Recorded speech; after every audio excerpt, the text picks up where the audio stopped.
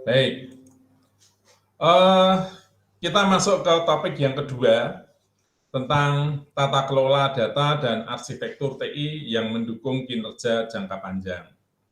Jadi begini saudara-saudara, mestinya ya, sebuah perusahaan itu mempunyai rencana jangka panjang dan strategi untuk mencapai sasaran tersebut. Ya. Jadi misalkan saya punya toko nih, toko pakaian gitu ya. Saya punya toko pakaian. Nah, saya ingin 5 tahun lagi itu toko saya omsetnya harus lebih tinggi. Nah, itu berarti kan perkembangan dari sisi volume penjualan gitu ya. Jadi kalau sekarang asetnya mungkin sebulan cuma 100 juta misalkan, saya pengen 5 tahun mendatang itu sudah mencapai 500 juta, ya kan? Dari 100 ke 500 juta. Nah, bagaimana upayanya? Nah, yang pertama adalah memperluas jangkauan. Dengan yang kedua, menggunakan teknologi informasi, yaitu penjualan secara online. Karena sekarang trennya online. Jadi sebuah toko yang sudah mempunyai toko fisik, lalu menjual barangnya secara online. Nah, ini berarti dia ingin menargetkan ya, pertambahan volume penjualan dengan cara membuat diversifikasi channel. Ya. Kalau dulu orang itu hanya membeli bila datang ke toko, sekarang orang itu bisa membeli tanpa harus datang ke toko. Nah, tetapi juga dimungkinkan dia tetap membuka cabang di kota-kota yang lain. Misalkan sekarang hanya ada di Semarang. Nah, rupanya kayaknya pasar saya sampai ke Bandung deh. Ada yang di Surabaya ya. Nah, dia membuka cabang toko di Surabaya dan juga di Bandung. Tetapi pembeliannya masih menggunakan dua channel, secara langsung maupun secara online. Nah, mengapa? Karena sekarang pun mulai tren, orang itu ingin yang membayar atau yang membeli secara online, pengen barangnya bisa cepat sampai. Kan gitu ya. Nah, maka apa yang harus dilakukan? Ya, harus mendekatkan gudang atau toko itu pada konsumennya, sehingga supaya cepat terkirim. Kan gitu. Nah, itu adalah pengembangan suatu perusahaan berdasarkan cara berjualan, channelnya. Dan targetnya apa? Targetnya adalah menaikkan volume penjualan. Tapi bisa juga satu perusahaan itu punya rencana pengembangan dengan membuka produk yang lain. Nah, namanya diversify produk. Ya. Jadi kalau sekarang ini saya hanya jualan bakso misalkan ya, nanti saya akan jualan makanan juga, nasi goreng, gulai, dan segala macam. Nah, ini berarti dia akan mengembangkan perusahaannya dengan mengembangkan produknya, diversifikasi produk. Nah, banyak cara pengembangan perusahaan itu dilakukan. Nah, untuk era yang sekarang ini, maka perusahaan itu mestinya ya, beberapa atau banyak perusahaan tentunya sudah mulai berpikir untuk menggunakan teknologi informasi. Jualan bakso masuk pakai teknologi informasi toh Pak. Loh, lah kalau kamu jualannya secara online, toko kamu, warung kamu ada di Semarang yang membeli orang Tegal, gimana melayaninya? Ya kan? Nah, wah ya kalau gitu nggak usah secara online. Nah, kalau nggak secara online, nanti yang kenal ya cuma lingkungan terdekat saja. Bagaimana kamu mau memperluas pasar? Nah, maka kemudian teknik yang lain adalah di samping online, tentunya saudara akan berpikir teknik pengepasan makanan. Bagaimana saya membuat bakso ini supaya bisa awet. Saya kirim sampai di tujuan dan nanti kalau di sana dipanaskan lagi, rasanya persis dengan yang ada di Semarang. Nah, itu pikirkan. Nah, gitu kan? Berarti butuh teknologi. Teknologi pengemasan dan juga teknologi internet untuk jualan toko online. Nah, gitu ya. Jadi memang akan ada konsekuensi yang lain. Nah, perusahaan-perusahaan yang besar ini biasanya akan membuat tujuan kemana yang akan dituju dalam waktu ke depan, bagaimana cara menuju ke sana, teknologi apa yang diperlukan, model bisnis seperti apa yang dipilih, channel belanja yang seperti apa yang akan dipilih, diversifikasi apa yang kemudian akan dipilih, kolaborasi dengan siapa yang akan dilakukan. Itu biasanya digabung dalam sebuah dokumen yang disebut dengan arsitektur perusahaan atau enterprise arsitektur. Enterprise arsitektur ya. Nah, di situ di dalam dokumen enterprise enterprise arsitektur itu atau arsitektur perusahaan itu sudah ada tentang strategi yang di dalamnya adalah merupakan gabungan strategi bisnis dan teknologinya. Nah, jadi era sekarang ini teknologi tidak lagi dipandang sebagai sebuah suplemen. Ono syukur ora ono ya syukur. Tidak boleh hanya dipandang sebagai alat. Orang ono iki ono liyane. Tidak seperti itu. Ya, era sekarang ini adalah teknologi ini sudah menjadi bagian dari strategi tersebut. Ya, jadi strategi dan bisnis itu sudah merupakan dua hal yang saling alignment apa? Selaras gitu ya. Tanpa teknologi strategi nggak jalan, strategi juga akan berubah ketika teknologi mengalami perubahan. Nah, itu ada dalam dokumen yang disebut dengan arsitektur perusahaan. Nah, karena di dalam arsitektur perusahaan tersebut ada teknologi, maka lalu ada tata cara pengelolaan teknologi itu sendiri secara khusus, yang disebut tata kelola teknologi informasi atau IT governance, information technology governance, tata kelola teknologi informasi. Nah, pertanyaannya yang muncul, mengapa perlu ada teknologi, ada tata kelola sendiri untuk teknologi? Jawabnya adalah karena teknologi itu mahal. Teknologi itu mahal. Mana ada teknologi yang nggak mahal? Nggak ada. Yang kedua, perkembangannya cepat. Bahkan bisa saja turbulence, naik turun tidak teratur. Ya, rentang waktunya tidak juga teratur. Nah, ini menjadi lebih sulit sebenarnya untuk perusahaan. Biasanya perusahaan itu akan menganggap teknologi itu sebagai satu perangkat, alat yang nanti akan mempunyai nilai yang akhirnya nol, ya, penyusutan gitu, mempunyai nilai penyusutan seperti aset-aset yang lain. Nah, maka kemudian beberapa perusahaan itu ada yang mencoba untuk menghitung nilai penyusutannya itu dengan berbagai macam metode, seperti misalkan adalah break even point gitu ya, break even point. Nah, apakah pertanyaannya berikutnya, apakah ya betul seperti itu? Ternyata nggak betul juga. Ya. Itu hanyalah upaya, ya, namanya upaya boleh-boleh saja. Tetapi ternyata itu tidak benar juga. Mengapa tidak benar? Karena teknologi ini sering berubah dengan cepat. Dan khusus dengan teknologi informasi adalah seringnya ketidakkompatibilitasan antara software dengan hardware. Jadi dengan perkembangan hardware tertentu, maka software-software yang lama itu terkadang tidak kompatibel sehingga tidak bisa dijalankan di hardware yang baru itu.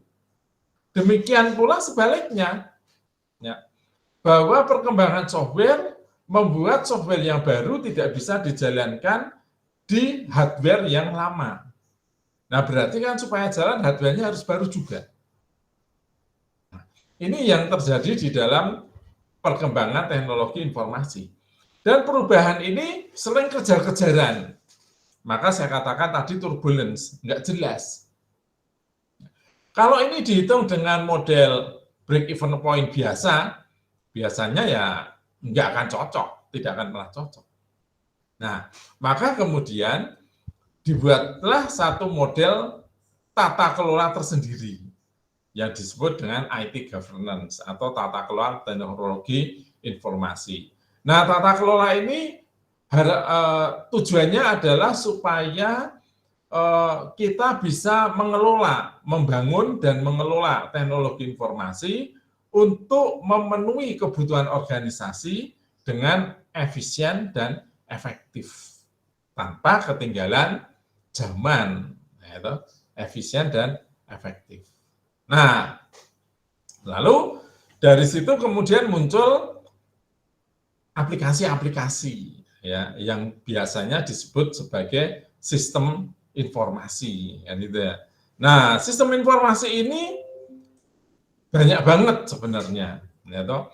Ada sistem informasi sumber daya manusia, ada sistem informasi transaksi untuk mencatat transaksi, ada sistem informasi logistik untuk mencatat pengiriman stok, untuk mencatat stok barang keluar masuk, termasuk pengirimannya.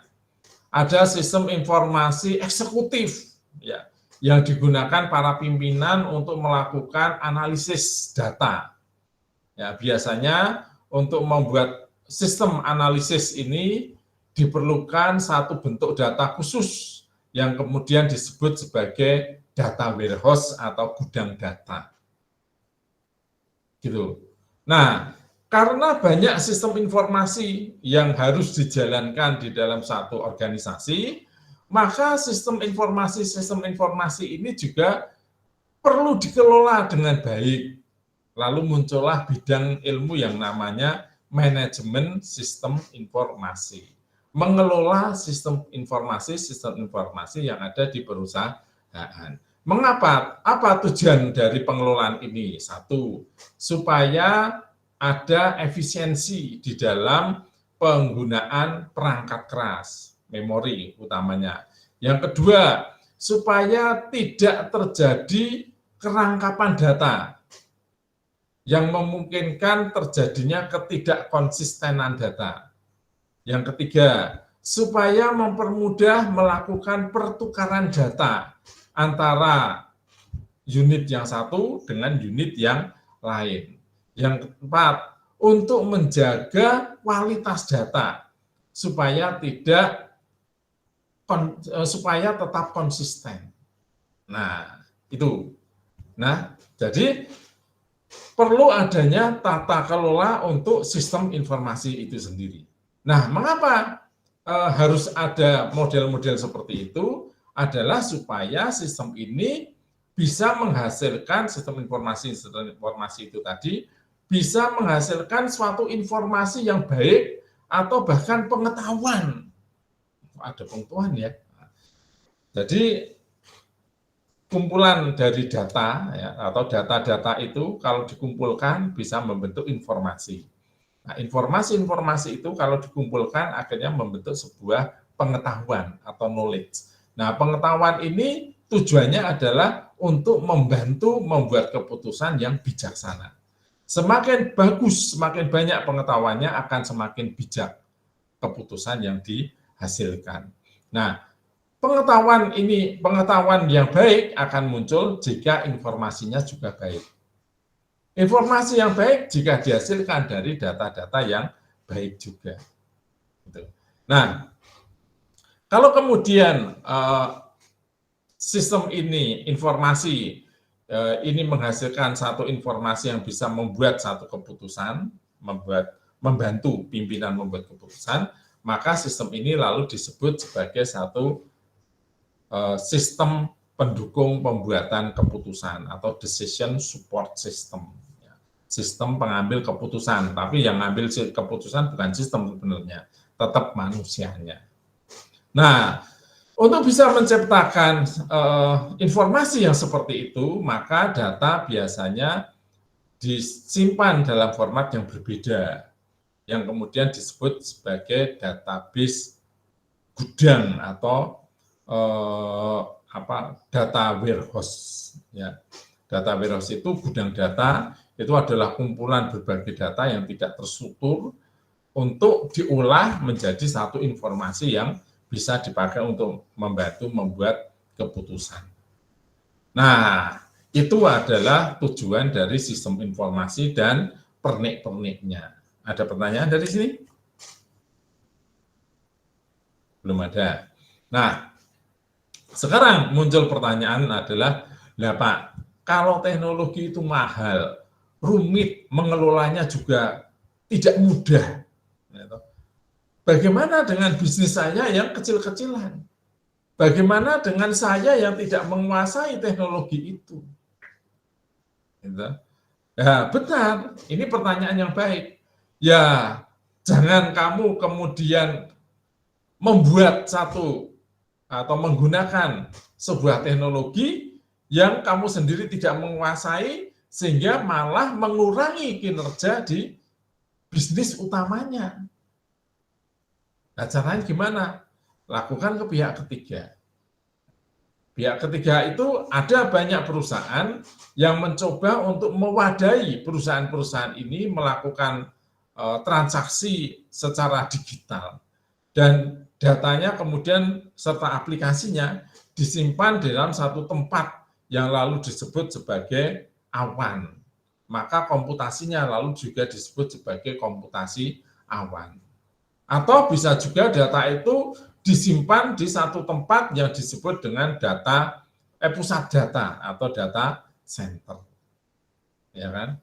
Nah, pada akhirnya lalu terciptalah sebuah virtualisasi. Kan gitu ya. Jadi saudara punya toko, tapi untuk penjualan online saudara serahkan kepada pihak ketiga. Maka di dalam pihak ketiga ini akan membuatkan sebuah toko virtual. Ya cuman toko-tokoan aja, karena yang asli ada di darat, sedangkan ini akan ada di internet. Ya, maka itu disebut juga sebagai toko virtual.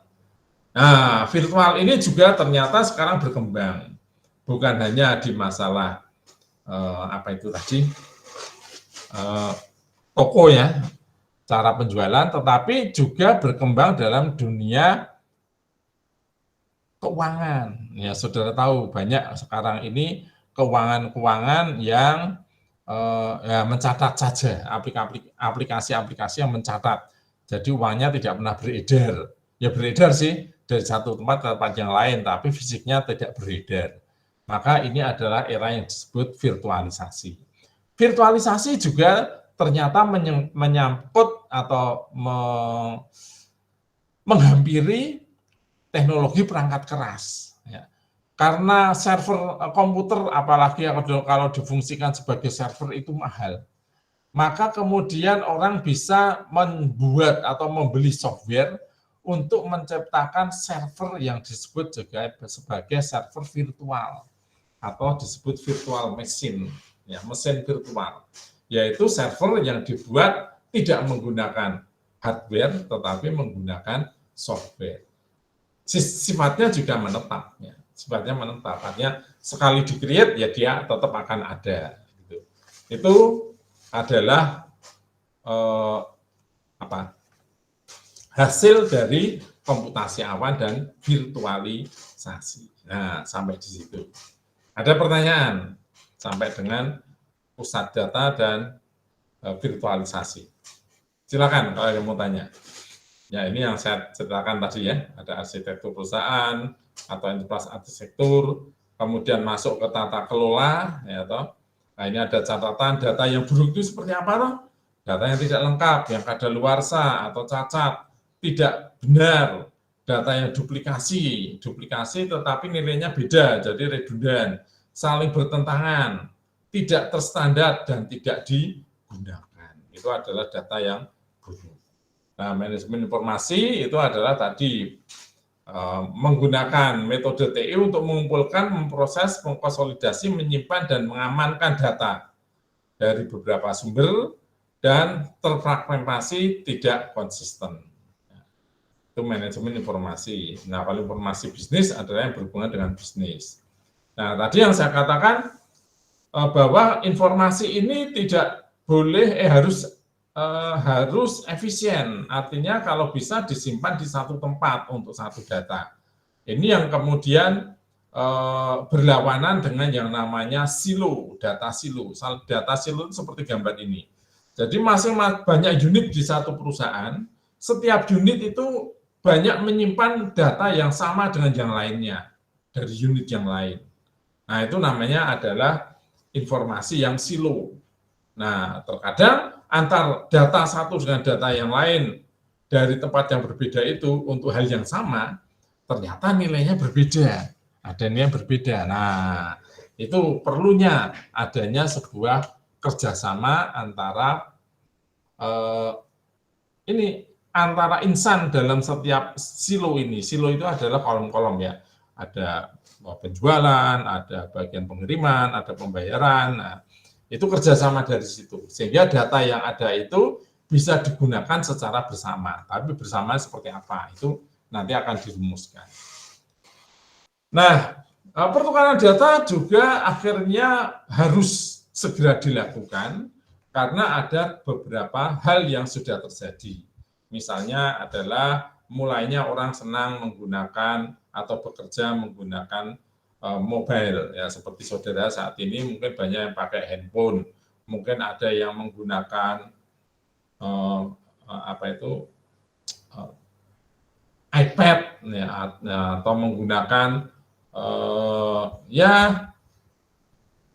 kalau laptop kayak jarang sekarang ya, jarang sekali itu ya tablet gitu ya palingnya. Nah, jadi menghadapi itu ya, itu adalah era di mana orang itu bisa bekerja secara mobile seperti saat ini. Kemudian juga karena konsumerisasi. Ya, konsumerisasi itu apa? Ya, belanja online itu menjadi lebih keren daripada tidak online. Nah, terus kemudian ada prinsip of any. Apa? Bisnis sekarang ini kan tidak pernah diketahui, ya, tidak pernah diketahui siapa yang melakukan bisnis. Jadi bisa anybody. Ya, kapan? Anytime, karena bisa 24 jam. Mana? Bisa anywhere, ya toh. Dan any device, anybody, anytime, anywhere, dan any device. Perangkat yang dipakai untuk bisnis itu juga sekarang berkembang terus, ya, berganti-ganti. Nah, lalu apa tadi manfaat manajemen informasi adalah meningkatkan kualitas keputusan, meningkatkan akurasi dan keandalan prediksi, mengurangi risiko tidak patuhan. Mengurangi risiko tidak patuhan itu begini.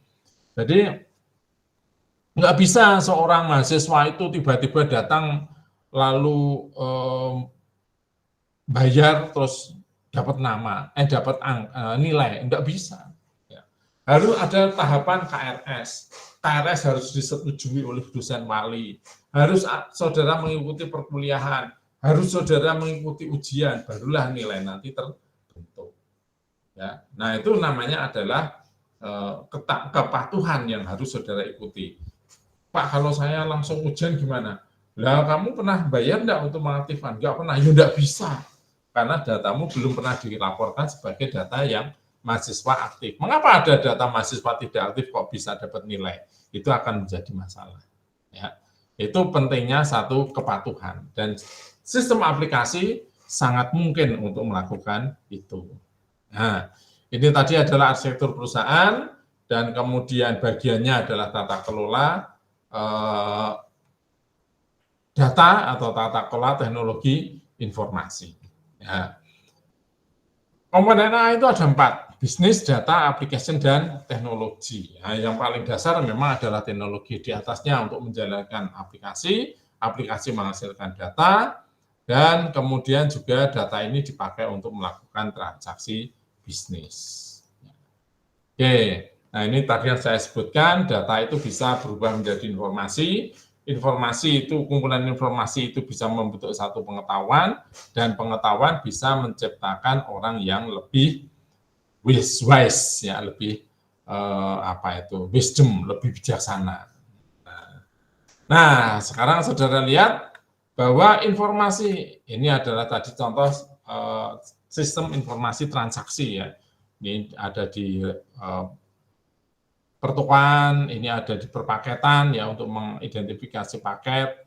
Ini adalah teller dari bank, ya. Nanti ini kelak juga akan bisa digantikan oleh mesin juga.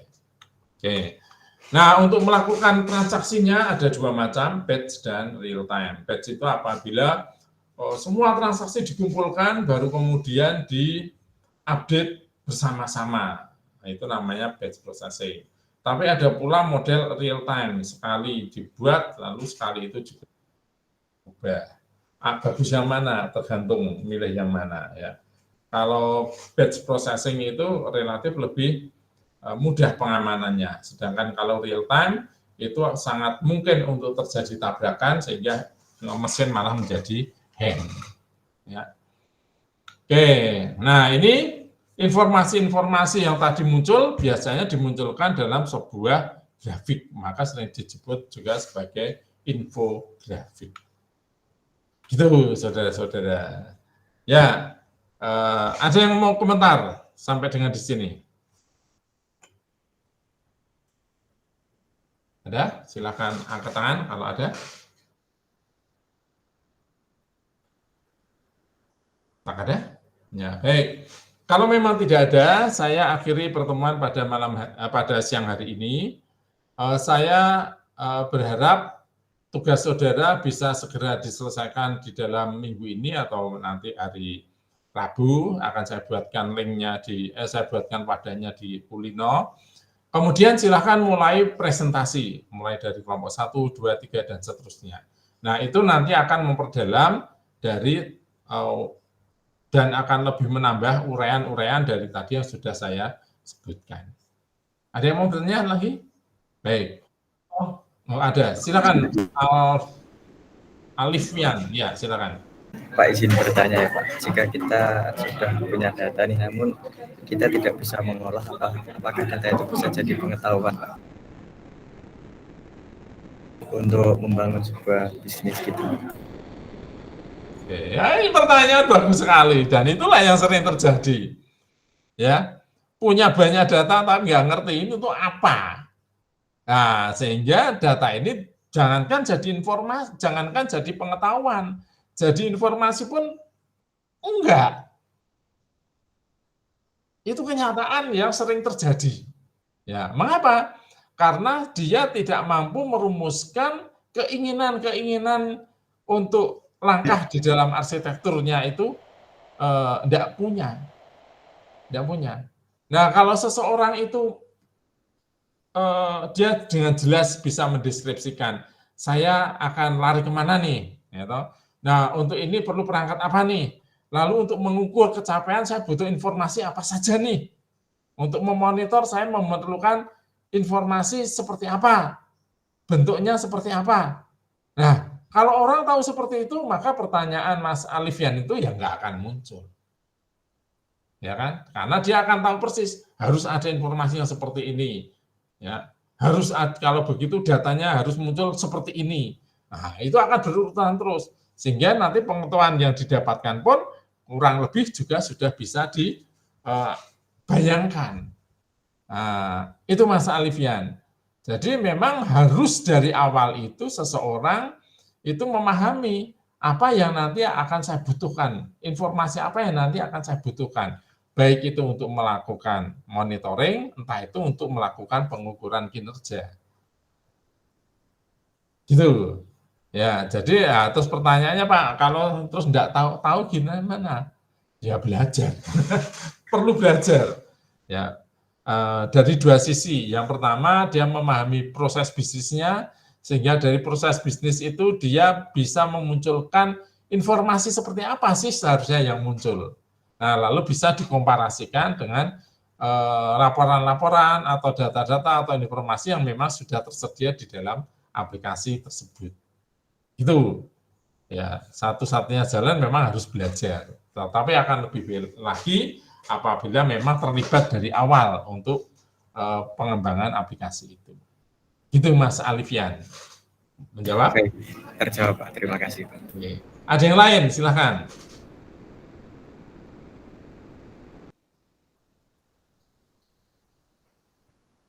Tidak ada? Baik. Kalau tidak ada, jangan khawatir. Kita akan secara sirkuler ya dan mendalam. Nanti kita akan masuk ke topik-topik yang tadi sudah saya ungkapkan juga. Tetapi itu akan diperdalam lagi dari tugas-tugas yang nanti akan saudara kerjakan. Baik. Kalau tidak ada, saya akhiri pertemuan pada siang hari ini. Waktu yang tersisa saya harapkan saudara gunakan untuk mulai mencari bahan, menata. Ya sekarang sudah banyak tool, mau pakai chat GPT ya boleh lah. Dan kemudian nanti disaring ya mana yang perlu dimunculkan atau tidak. Itu sudah tidak tabu juga ya. Yang penting itu bisa memberikan pengetahuan buat teman-temannya. Saya akhiri pertemuan siang hari ini. Selamat siang, selamat bekerja, dan sehat selalu.